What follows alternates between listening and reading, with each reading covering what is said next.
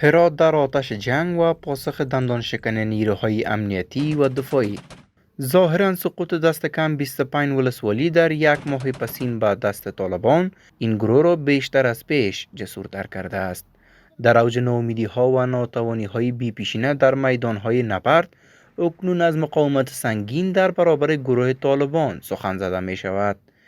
هرچند گزارش ها از غرب افغانستان میرساند که ولسوالی های اوبی و غوریان هرات درگیری شدید میان نیروهای امنیتی و دفاعی افغانستان رخ داده است و دو طرف متحمل تلفات سنگین شدند. در تازه ترین مورد، واحد قتالی والی هرات میگوید که طالبان تلفات سنگین را در اوبی متحمل شدند و تحرکاتشان پس زده شده است. ما امیدواری کاذب ایجاد نمی کنیم، اما میگیم که در میدان نبرد اوبی الحمدلله بهترین نیروهای دفاعی و امنیتی کشور در اونجا حضور دارند، ضربات خوب وارد کردند. در هر جنگ طبیعتاً مجروحینی به وجود میاد، شهدای سه چند نیروهای ما و شهدای ما که از ما 3 نفر بود، اونا کشته دادن و 2 چند از او زخمی دادند. آمار و ارقام همه به اختیار ما هم قرار داره، خود طالبان هم در صفحات خود و در اصوات خود معترف هستند.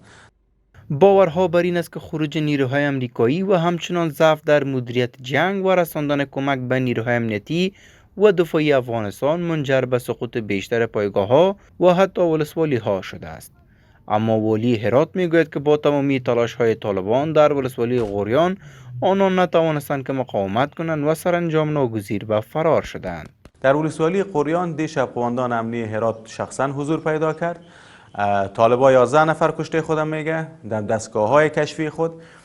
ما 16 نفر آمار داریم از کشته های از اونا. الحمدلله از نیروهای ما 1 نفر سطحی زخمی است که برای از او رسیدگی شد. همچنان گزارش ها از ولسوالی خاناباد میرساند که این ولسوالی دوباره به تصرف نیروهای امنیتی و دفاعی کشور درآمده است.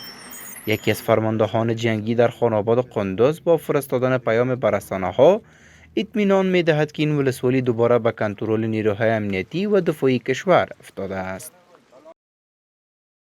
تبریکات خودم به ارتباط فتح دوباره ولسوالی خاناباد و خصوص که اوباچی ها که برای 2 ساعت تحت محاصره خود در آورده بود با یک شکست بسیار ننگین و از بین رفتن ده‌ها تن کشته و جا مانده، اینها دوباره با شکست مواجه شدند. دوباره انشاءالله ما ساحه تصرف در حال تصفیه و تلاشی است.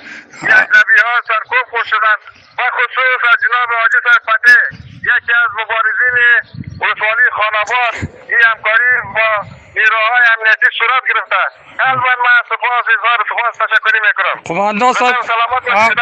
قماندان صاحب فعلا کل قطعات ها داخل شهر و خاناباد از روس هستند، کل قطعات ها خیز شد. ما خیزشا و پلیس، اردوی ملی، امنیت ملی تمامشان در ساحه در حال تصفیه و تلاشی و جابجایی افرادشان در ساحات آسیب پذیر می باشد. در عین حال معاون نخست ریاست جمهوری افغانستان در صفحه فیسبوکش مدعی شده است که طالبان به پیروزی های کاذب دست یافتند، ولی هرگز آنان به گونه جدی ولسوالی ها را تصرف نکردند. آقای صالح در صفحه فیسبوکش نگاشته است در بسا مناطق که اسمش را سقوط گذاشتند، طالب با ایجاد خط باریک پیشروی کرده است. عقبه‌شان عمق و پهنا ندارد. آنهایی که جنگ با طالب را بلدند میدانند که این خط باریک به گورستان دست جمعی این گروه وحشت و جهل تبدیل خواهد گردید. در روش و رفتار طالبان با مردم هیچ نوع تغییر نیامده، بلکه جاهلتر و وحشی‌تر شدند. فریب تبلیغات را نخورید. ایستادگی در برابر طالب دفاع از ارزش‌ها و کرامت انسانی است. طالب هیچ پیام به انسانی این کشور غیر از درخواست اطاعت ندارد و تمکین به زندگی بردگی ندارد. این گزارش ها در حال مطرح می شود که افغانستان در وضعیت کنونی دچار سردرگمی است و بر بنیاد گزارش رسانه ها دست کم 25 ولسوالی در ولایات های مهم کشور به دست طالبان سقوط کرده است. گروه طالبان نیز با نشر خبرنامه ها به گونه روزمره به جغرافیای تازه تاکید می ورزند. پیش از این نیز شماری از تحلیلگران گفته بودند که روش جنگی طالبان در میدان های نبرد تغییر کرده است و آنان بیشتر تلاش دارند تا ولسوالی ها را سقوط دهند و فضا را بر پایتخت تنگتر سازند.